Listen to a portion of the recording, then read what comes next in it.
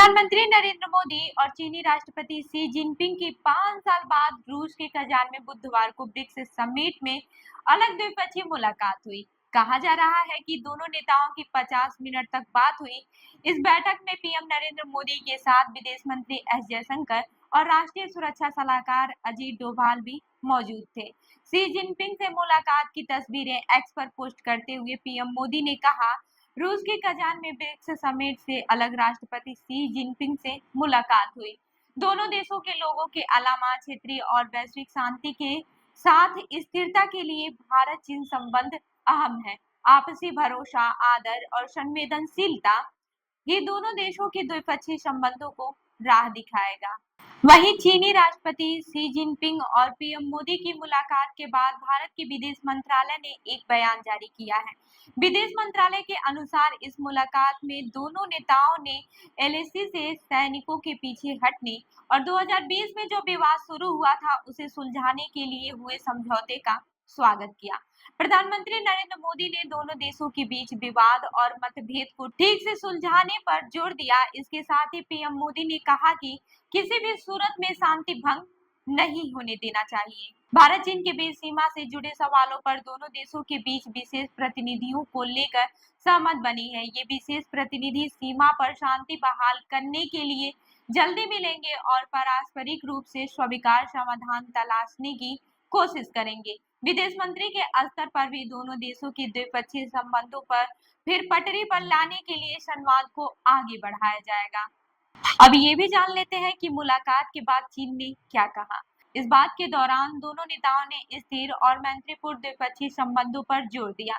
साथ ही वैश्विक शांति और संपन्नता में दोनों देशों ने अपने क्षेत्र में सकारात्मक प्रभाव की बात कही। दोनों नेताओं ने बहुपक्षीय एशिया और बहुपक्षीय दुनिया की वकालत की।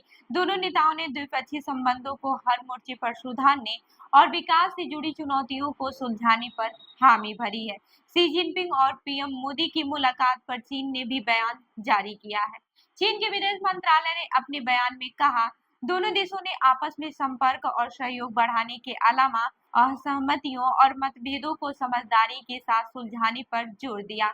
दोनों नेताओं ने प्रगति के मामले में एक दूसरे को सहयोग करने की भी वकालत की। दोनों देशों ने अंतर्राष्ट्रीय जिम्मेदारियों में भी कंधे से कंधा मिलाकर चलने की बात कही। दोनों नेताओं की मुलाकात से पहले भारत ने सोमवार को घोषणा की थी कि वास्तविक नियंत्रण रेखा पर चीन के साथ सैनिकों की गश्त को लेकर समझौता हो गया है। वहीं मंगलवार को भारत के विदेश सचिव विक्रम मिस्री ने कहा था कि बुधवार को चीनी राष्ट्रपति शी जिनपिंग और भारतीय प्रधानमंत्री नरेंद्र मोदी की द्विपक्षीय बैठक होगी। पीएम मोदी ब्रिक्स के 16वें समिट में शामिल होने मंगलवार को रूस पहुंचे थे। पहले दिन पीएम मोदी की द्विपक्षीय बैठक रूसी राष्ट्रपति व्लादिमीर पुतिन और ईरान के राष्ट्रपति मसूद पेजेस्कियान के साथ हुई थी। राष्ट्रपति पुतिन के साथ बैठक में पीएम मोदी ने कहा था कि भारत यूक्रेन रूस संकट खत्म करने के लिए हर संभव मदद के लिए प्रतिबद्ध है।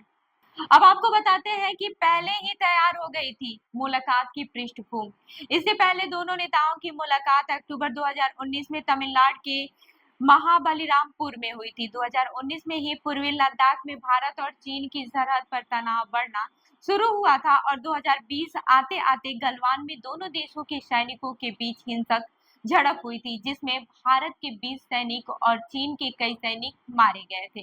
सरहद पर तनाव कम करने के लिए दोनों देशों के बीच सैन्य और राजनीतिक स्तर पर लंबे समय से बातचीत चल रही थी। दोनों देशों की कोशिश थी कि तनाव कम कर रिश्तों को सामान्य बनाया जाए।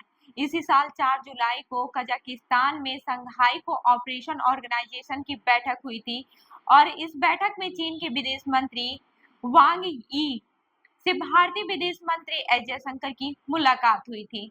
इसके बाद 25 जुलाई को लाओस में आसियान से जुड़ी बैठक में वांग यी और जयशंकर के बीच सीमा विवाद पर बातचीत हुई थी। फिर भारत के राष्ट्रीय सुरक्षा सलाहकार अजीत डोभाल ने ब्रिक्स से जुड़ी बैठक में रूस के सेंट पीटर्सबर्ग में वांग यी से मुलाकात की थी। यानी पीएम मोदी और चीनी राष्ट्रपति शी जिनपिंग की मुलाकात की पृष्ठभूमि पहले से ही तैयार हो रही थी। कहा जा रहा है कि रूस भी चाहता है कि दोनों देशों के बीच तनाव खत्म हो जाए और शी जिनपिंग के साथ पीएम मोदी की मुलाकात में रूस की भूमिका है। तो इस खबर पर क्या है आपका कहना, हमें जरूर बताएं। मैं हूं रूबी आपके साथ और आप देख रहे हैं जलदर पर न्यूज। धन्यवाद।